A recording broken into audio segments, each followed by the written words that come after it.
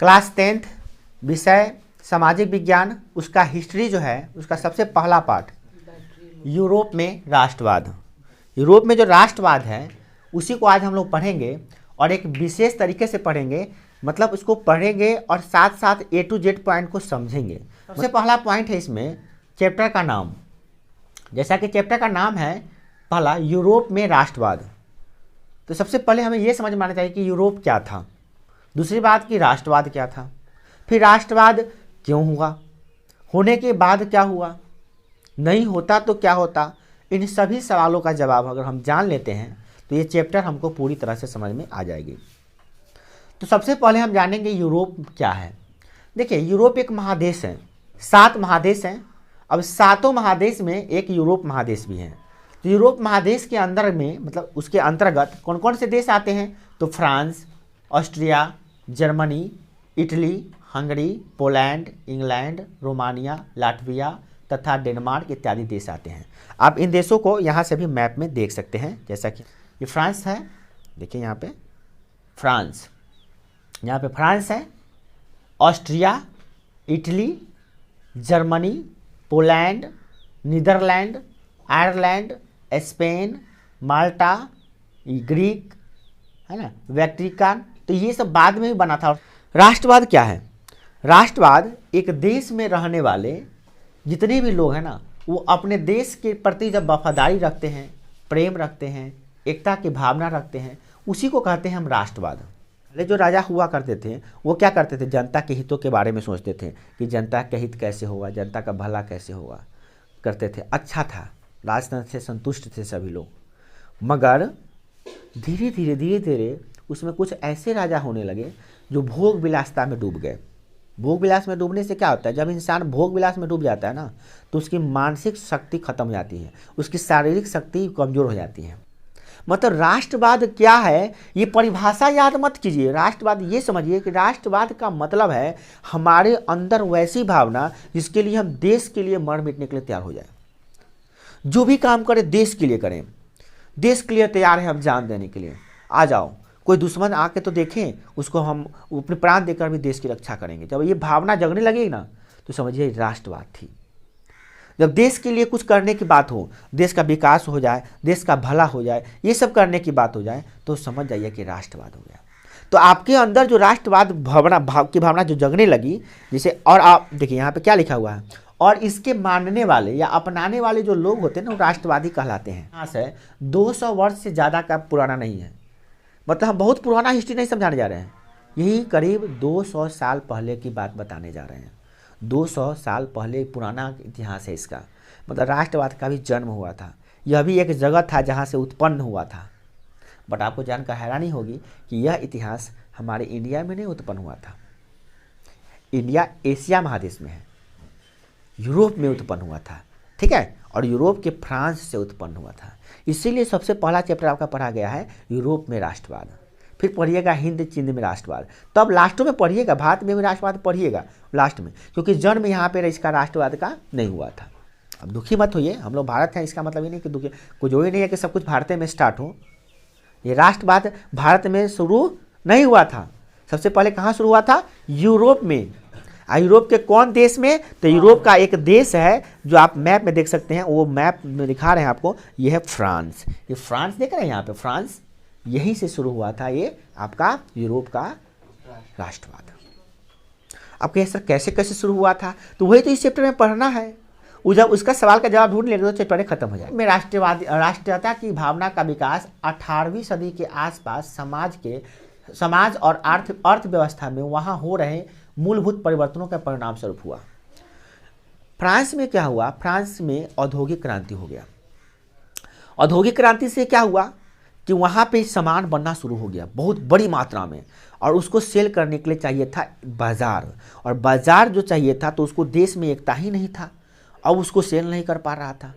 अब एक तो ये समस्या थी। दूसरी नंबर समस्या क्या थी, वहाँ का जो सम्राट था वह था लुई 16वां। कौन था, लुई 16वां। वो भी आपको हम दिखाएंगे कि लुई 16वां कौन था। ये था लुई 16वां, ठीक है। इसके बारे में आप फ्रांस की क्रांति पढ़े हैं 9th में, तो उसमें पढ़े होइएगा। यही लुई 16वां था, ठीक है। ये लुई 16वां था, और इसकी जो पत्नी थी जिसका नाम था मैरी एंटोनेट, जिसको भी जिसके बारे में आपको पहले बता दिए थे। ये महारानी थी मैरी एंटोनेट, इसकी पत्नी थी। ये दोनों बर्बाद कर दिया। इससे पहले लुई जो था ना, ये लुई बुर्बो वंश का शासक हुआ करता था। क्या हुआ करता था? बुर्बो वंश का शासक। तो बुर्बो वंश जो था ना वहाँ पे फ्रांस में शासन कर रहा था। जैसे यहाँ पे मुगल आए ना, तो मुगल वहाँ के जो मुसलमान लोग आए तो मुगल जैसे बाबर आया तो बाबर यहाँ पे मुगल वंश की स्थापना कर दिया 1526 ईस्वी में पानीपत के युद्ध के बाद। तो यहाँ पे किस साम्राज्य का अधिकार हो गया? मुगल साम्राज्य का अधिकार हो गया। तो उसी प्रकार से फ्रांस में उस समय किसका अधिकार था? तो बुर्बो वंश का शासन था। किसका था शासन? बुर्बो वंश का। और बुर्बो वही यहाँ देखिए बुर्बो राजवंश का मतलब शासन था। और बुर्बो राजवंश में जितने भी लोग हुए, लुई जितने भी हुए, तो वो सब ठीक था। बट चोट्टा वो सब थोड़ा थोड़ा मतलब ठीक था, मगर ये जो निकला ये चोट्टा पूरा बर्बाद कर दिया, जिसका नाम था लुई 16वां जो राजा बना वहाँ का, ये लुई 16वां, ये पूरी तरह से बर्बाद कर दिया वहाँ के लोगों को। ये थोड़ा भी काम नहीं करता था, भोग अयासी में डूबा रहता था चोट्टा, भर दिन ऐश मौज में डूबेगा। जो आदमी ज़्यादा ऐश मौज में डूबेगा ना उसका पतन होना तय है, जान लो बुआ। जो ज़्यादा ऐश मौज करेगा ना उसको तय है कि उसका डिमेरिट वो फॉल डाउन होने वाला है, वो गिरने वाला है, वो समझ गए। और जब भोग विलास में डूबता है तो बताया ना, भोग विलास में जब डूबेगा तो उसमें क्या हो जाएगा, उसकी बौद्धिक शक्ति जो है, उसकी शारीरिक शक्ति सब खत्म होने लगेगी और पैसा ज़्यादा खर्च होने लगेगा। इसीलिए इंसान को भोग विलास में नहीं डूबना चाहिए। और इसमें ये जो चुड़ैल थी, इस चुड़ैल को देखिए मत खूबसूरत थी, इस चुड़ैल कहिए इसको। इस चुड़ैल ने अपना पूरा हाथ दिया चोट्टा, इसको बर्बाद करने में इसकी पत्नी का भी हाथ है। कहा जाता है ना कि हर कामयाब इंसान के पीछे जो है ना एक औरत का हाथ होता है। एक जो बात और जोड़ लीजिए, हर नाकामयाब पुरुष के पीछे भी एक औरत का ही हाथ होता है। इसके टाइम लेकिन लुई 16वां क्या था? लुई 16वां जो था ना वो लुई 15वां का पोता था। लुई 15वां का पोता था, उसका बेटा राजगद्दी नहीं संभाला था, पोता संभाला। हाँ, लुई 16वां बना, उसका पोता, ठीक है, बेटा नहीं पोता बना था, ठीक है। अब लुई का यह दुर्भाग्य था कि जितने भी पूर्वज लोग का काम किए थे बदमाशी वाला, ऐसा नहीं कि खाली ये बदमाशी किया था, चोट्टा इससे पहले वाला भी बदमाशी कर रहा था, लुई 15वां भी, ठीक है, लुई 15वां बदमाशी कर रहा था, परंतु उसका सब का नतीजा इसको भुगतना पड़ा था। लुई का यह दुर्भाग्य था कि वह अपने पूर्वजों के कार्यों का भुगतान अपने प्राणों की बलि देकर किया था। मतलब मजा मारा था वो सब, मगर बच गया था ये, तो पोतवा को भी बलिदान देना पड़ा था। इहो चोट्टा कम नहीं था, वो बाबा जो था, तो बाबा 20 था तो 30 था, समझ रहे हैं। चोट्टा इहो बदमाशी किया था। हालांकि सबका परिणाम, सबका गुस्सा अंदर से फूटिए रहा था सबके अंदर के लोगों का।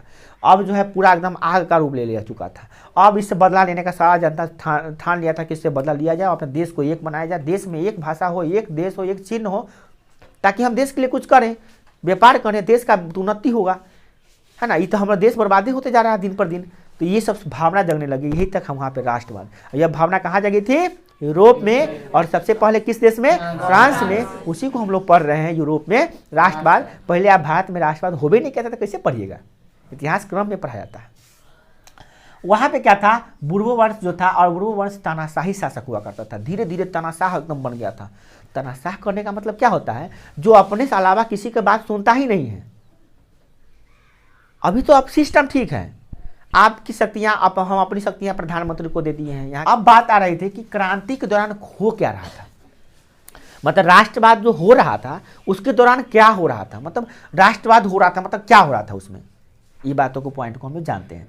तो सबसे पहला बात क्या था? आपसी प्रेम और एकता का बढ़ावा।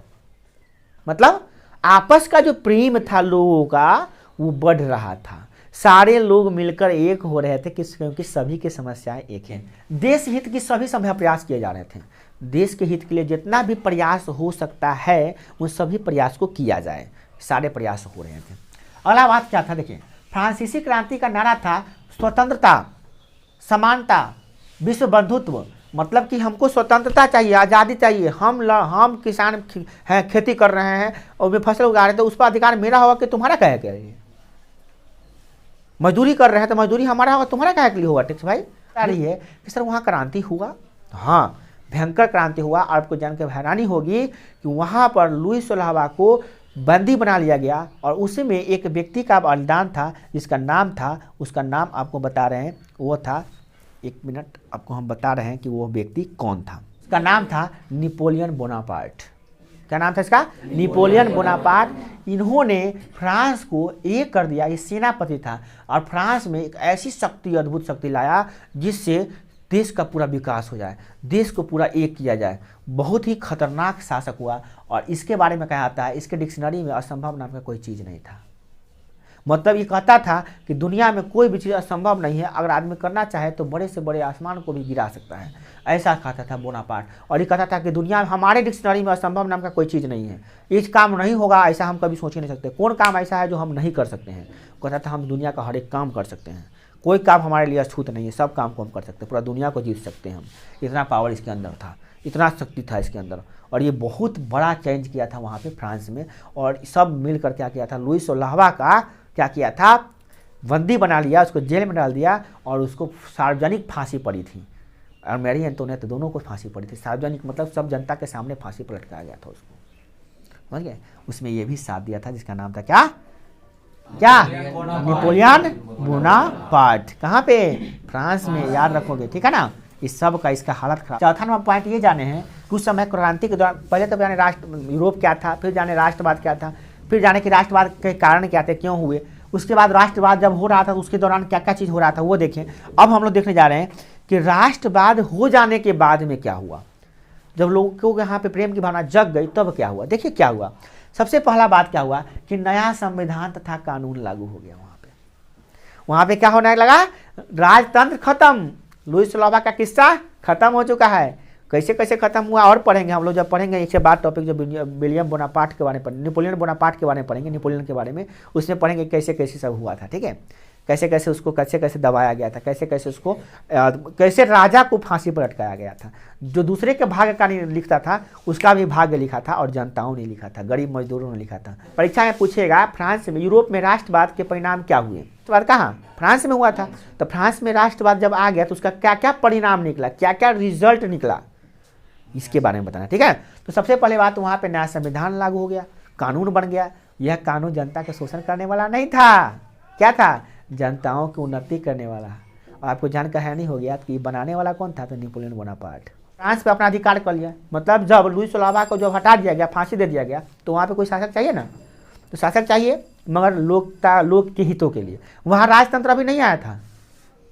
लुइस सोलाहवा की मृत्यु के बाद भी वहाँ पे किसका शासन हो गया, नेपोलियन बोनापार्ट का जो सेनापति था उसका शासन हो गया, पूरा दबदबा पूरे फ्रांस पे उसका शासन हो गया। अब जो टाइम सोचने लगा कि फ्रांस पे शासन हो ही गया है तो क्यों ना हम यहाँ पे ऑस्ट्रेलिया में जाके, जर्मनी में जाके, पोलैंड, इस यूके माने यहाँ पे इंग्लैंड में जाके, सब जगह पे हम जाके शासन करें। चोटा यहाँ से पूरा जितना पूरे जीते जीते पूरा यूरोपीय का जीत लिया चोटा, वो पूरा यूरोपीय का कब्जा कर लिया चुट्टा वहाँ से, नेपोलियन बोनापार्ट पूरा यूरोपियों के जीत लिया वहाँ पे। तो अब इसे सोचा क्या कि इससे बदला लेने के लिए 2-4 गो आदमी मिल गया, कहा कि भाई ये तो, अब बताइए, इसे सोच रहा था क्या कि भाई हमारा पर आक्रमण कौन किया था। जैसे कि देखो, अब जैसे फ्रांस की स्थिति था ना, वहाँ पे लुइस सोलाहवा था, उसी प्रकार से सब जगह पे अलग अलग राजवंश हुआ करता था। वहाँ भी राजा हुआ करता था, वो भी जनता का कल्याण नहीं करता था, जनता का शोषण वो भी कर रहा था। मगर नेपोलियन बोनापार्ट जाके वहाँ पर हस्तक्षेप कर दिया। नेपोलियन बोनापार्ट गया, कहा कि हम थोड़ा साथ देते हैं, चलो साथ देते हैं, राजा को गिराओ, पकड़ो उसको, पकड़ के जाओ कारागार में, मतलब वो साथ देने लगा। तो सोच रहा कि मसीहा है, सब लोग क्या सोचने लगा कि नेपोलियन बोनापार्ट मसीहा हमारे लिए भगवान बन के आया। एक बार तो फ्रांस को आज़ादी करा दिया, फ्रांस को एकदम, अब फ्रांस में ऐसा लोग भगवान समझ रहा था, फ्रांस के लिए तो भगवान हो गया। वो कौन? फ्रांस के लिए भगवान कौन हो गया? Napoleon Bonaparte. अब इसे सोच रहा था कि भाई वहाँ बड़ी महान आदमी है रे, आगे लोग अपने देश में, चलो अपने देश का कल्याण करिए देते। छोटा इसका भी कल्याण किया, पर जब कल्याण कर लिया ना तो फ्रांस, जैसे फ्रांस पे ही अपना अधिकार कर लिया था, मतलब फ्रांस को अपने कब्जे में कर, हालांकि अच्छा कर रहा था, वो गलत नहीं कर रहा था, मगर ये इंग्लैंड में भी जाके वही करने लगा अधिकार। यहाँ पे इंग्लैंड है बगले में ना, फ्रांस के बगले में इंग्लैंड है, देखिए यहाँ पे इंग्लैंड है ना, ये फ्रांस, ये इंग्लैंड, तो यहाँ पे भी चला गया। अब कहा कि हम भी अब वहाँ पे शासन कर लिया, तो वहाँ पे जाके पूरा भी वहाँ पे नियम कानून निकाल दिया कि सबको भी पैसा बांटने लगा, सबको बराबर कर दिया, सबको समान अधिकार दे दिया। फिर वहाँ से जर्मनी में चला गया, ऑस्ट्रिया में चला गया, पोलैंड में चला गया, लाटविया में, यहाँ लाटविया में चला गया, उसके बाद फिर साइबेरिया में चला गया, ग्रीस में चला गया, वेटिकन सिटी में चला गया, इटली में चला गया, सब जगह जाकर उसे ही काम करने लगा। अभी छोटा सा भी समझने लगा ये सब कि भाई पहले तो हमारा रहा वो राजा तो अपने ही देश के ना था, मारता था, पीटता था, काटता था, कुटता था, अपने ना मारता था। मैं छोटा अब तो 200 राजा हो गए लोग, अब तो हम गुलाम हो गई रे, नहीं समझ रहे, मैंने तार से गिरा था खजूर पट का, ऐसा सिस्टम वगैरह सब हो गया था। हालांकि अच्छा हो रहा था। देखो तुम अपना छोटका भाई का मुँह चपटे लगाता, ले चपट 2 चपट खींच के लगाता है, कोई बात नहीं, दूसरा आदमी मार रहा तेरा भाई के तो कहेगा अरे भाई हमारा भाई को तू मारने का उगड़ा मारने लगेगा तू, है कि नहीं? अपना भाई को तू मारने के लिए पीछे नहीं छोड़ेगा, 2 चपटा खींच के लगा देगा। जब दूसरा आदमी आकर तो छोटका भाई को मारेगा कि हम मारिया मारबे करबे पटे लगा दे भाई हम हमें मारने का अधिकार है, तू कैसे मार दे वीरे?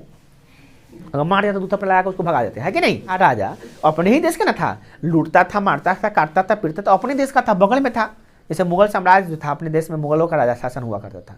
मुगल ऐसा नहीं था कि हम लोग पे हालांकि अत्याचार हुआ, हिंदुओं पर भी बहुत सारा अत्याचार हुआ, बट ठीक हो काम किया मुगल।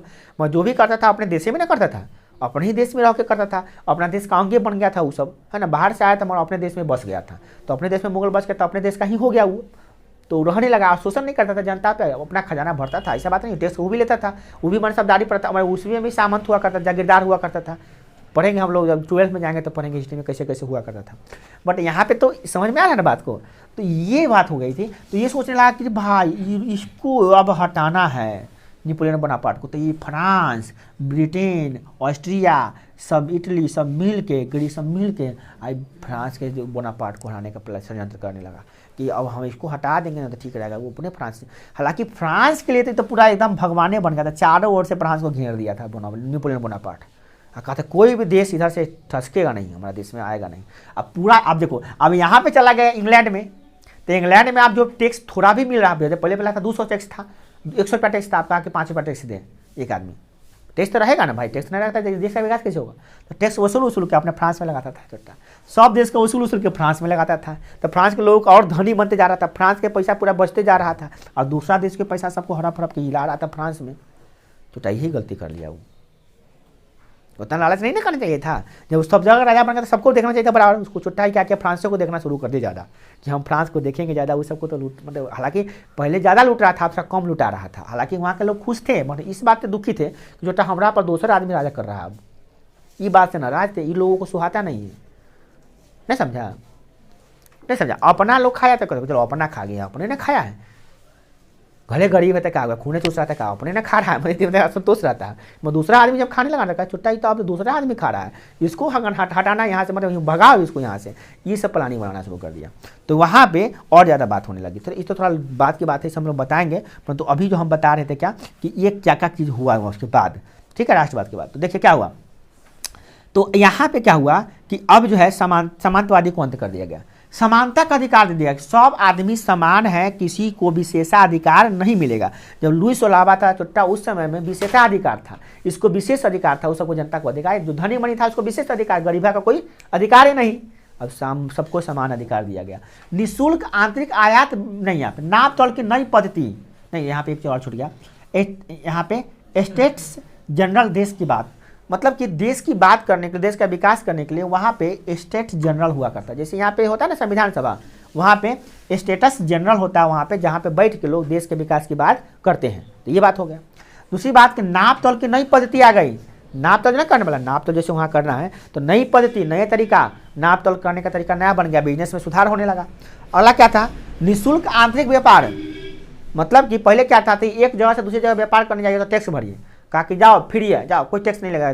नेपोलियन बोनापार्ट क्या कर दिया लुईस ओलावा के बाद कि टैक्स फ्री व्यापार करो, जितना व्यापार तुमको करना करो, कोई टैक्स नहीं लगाया, व्यापार करो। खूब आदमी व्यापार कर रहा था, जितना व्यापार करेगा तो पैसा मुनाफा होगा कि नहीं होगा, देश की जिंदगी खुशहाल होगा कि नहीं होगा, जिंदगी खुशहाल हो जा रहा था लोगों को। अगला था समान कर, टैक्स ये नहीं अमीरा गरीबा को जितना टैक्स, गरीबा को जो पहले था गरीबा को ज़्यादा टैक्स, अमीरा को कम टैक्स। जब नेपोलियन बोनापार्ट वहाँ का राजा बन गया सम्राट, तो क्या सबको समान टैक्स, गरीबा अमीरा कोई रहबे नहीं करेगा, छोटा सब बराबर है, चल नहीं समझे? तो अच्छा ना था, सब बराबर था, कोई धनी अमीर नहीं, सबको पैसा बराबर बराबर टैक्स भरो।